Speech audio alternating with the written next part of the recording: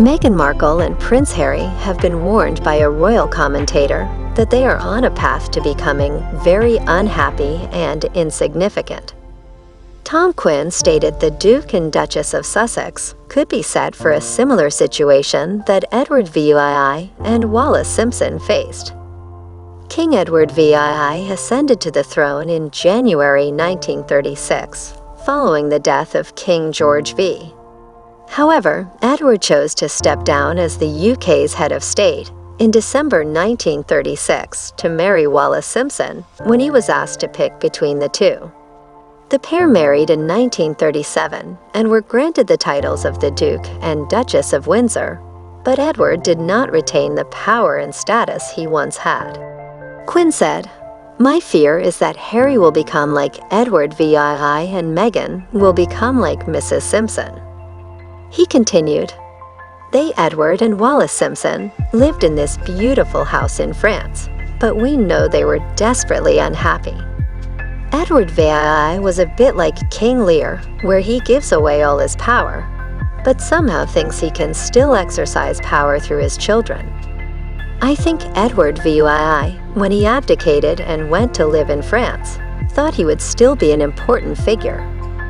And he was for a little while, in the same way that Meghan and Harry are kind of significant now, because there's so much coverage and commentary about them.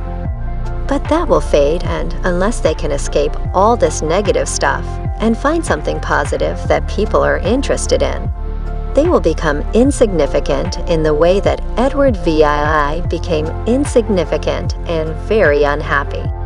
Earlier this week, it was reported that the royal family are drawing up plans to snub Meghan and Harry as they draw up a coronation plan without Sussexes.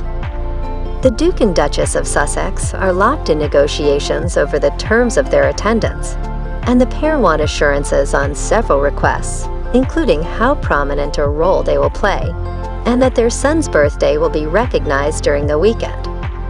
Archie Harrison's 4th birthday falls on May 6, the same day as the coronation.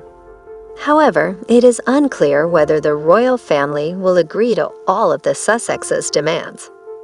Therefore, the monarchy is drawing up a version of the coronation plan that does not include Meghan and Harry, according to a source. An insider told the Mail, "Two versions of the plans for the day are being drawn up. One includes Harry and Meghan, and one doesn't. Timings are all approximate at this stage, but they are working towards a timetable now."